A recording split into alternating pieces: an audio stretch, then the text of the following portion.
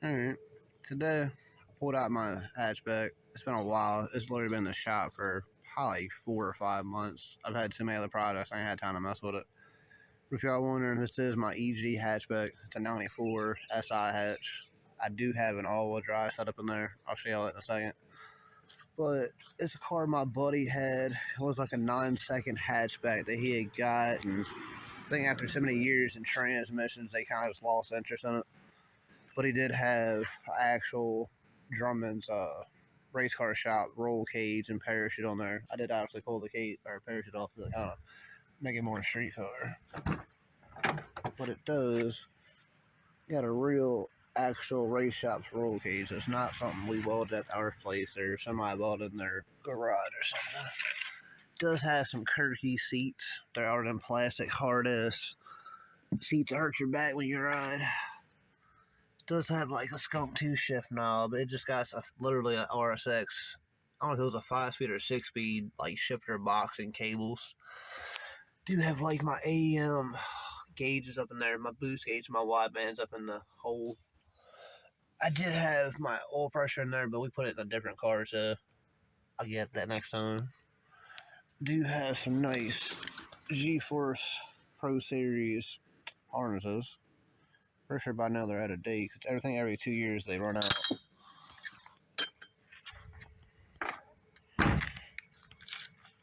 It is sitting on some LS mesh wheels, but they are some Mickey Thompson drag radials. They are some 225, 50, 15s, but I also have them on all 4 corners. So, now if you're wondering about the all-wheel drive setup, it's actually all Hub City Performance stuff out of Hagerstown, Maryland. Very, very nice stuff. Let me turn my light on so you can see a little better. It's starting to get dark. But very nice, polished. It comes with the control arms and pretty much everything. I did have to cut a hole to the bottom of my actual car to get the rear end to fit. But it does have their, I think it's the Hub City 500 horsepower axles.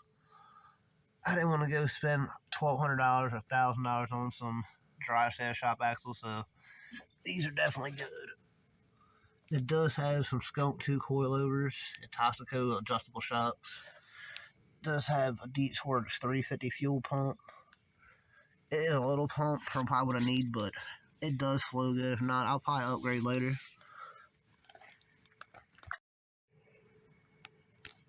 Up front, I went ahead and got some different, like, blacked out. They're not the completely blacked out, but they are the kind of blacked out ones. They got some Sparko hood pins. We did mildly cut the hood so it fits kind of flusher.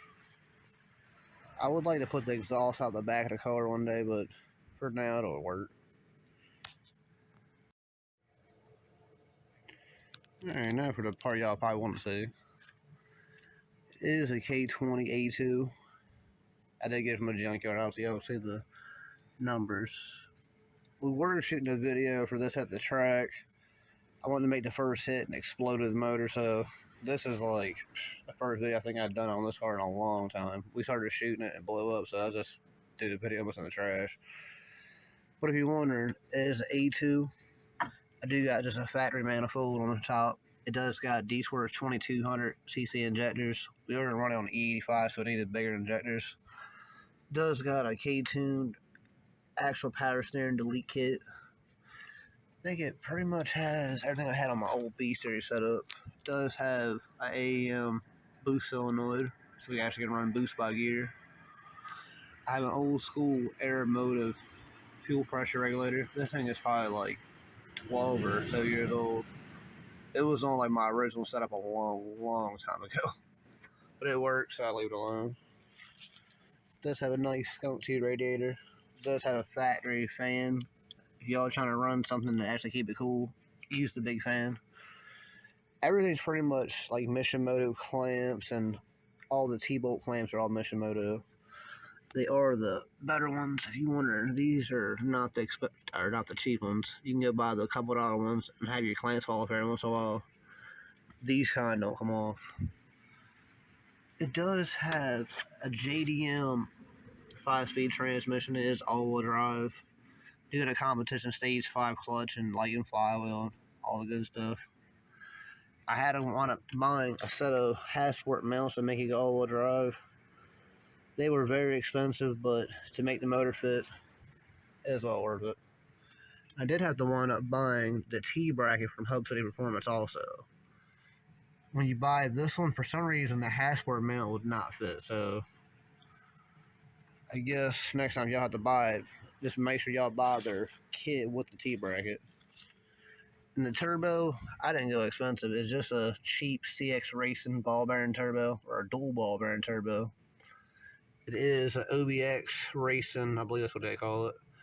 Just a cheap, like $300 manifold off eBay. It does have an eBay wastegate too, so you don't have to spend all the money if you don't need to.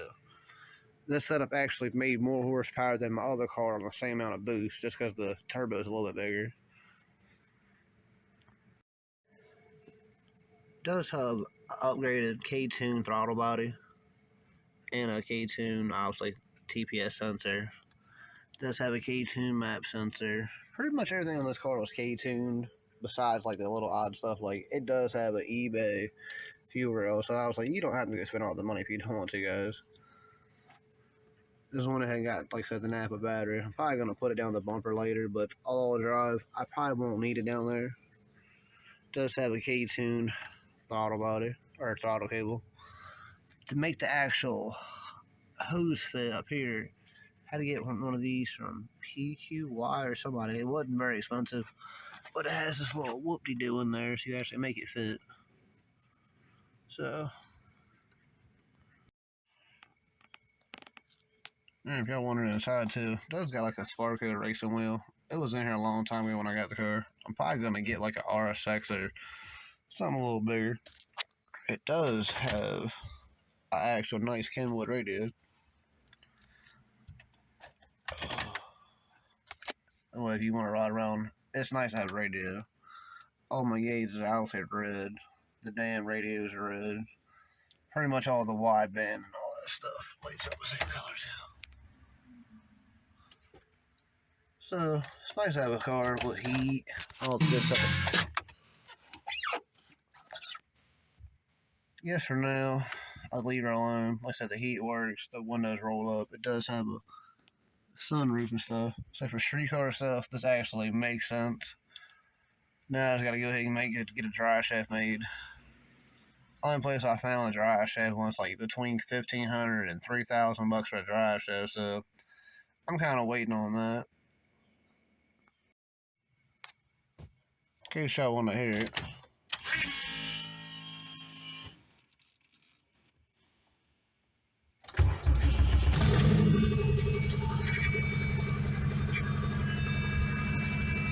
You can hear the alternator does scream. I said the car hasn't driven in probably like maybe 6 months beyond like my driveway. So hopefully I drive it already a few times if I open it up. You'll hear my loud ass fuel pump.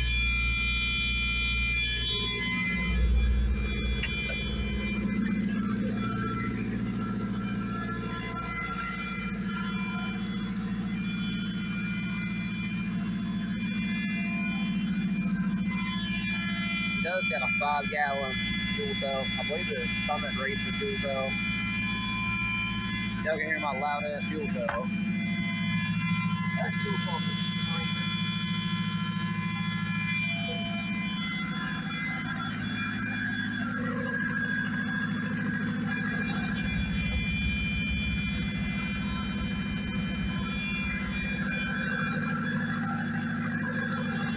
Got a little deal.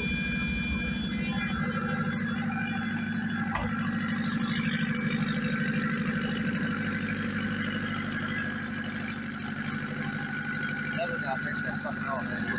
That's what I'm loving.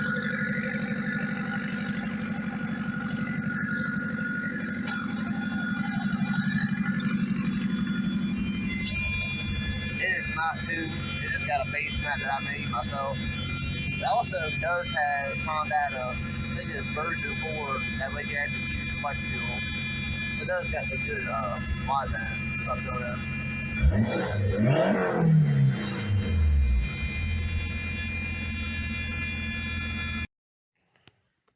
I'll put it back in the shop. It's starting to get dark. Does have a big front mount intercooler too. Pretty sure I was mentioning it, but I don't know if I did.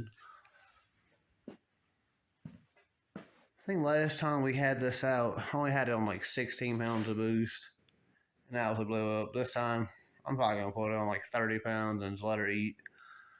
On 85, it'll actually run fucking easier and run cooler. So hopefully, switching over will make it at least make about 700, at least 500, make me happy. But 6 or 7 make it real nice. Alright, I think we're in the video here, guys. Till next time, be sure to like, subscribe, comment. Have a good day.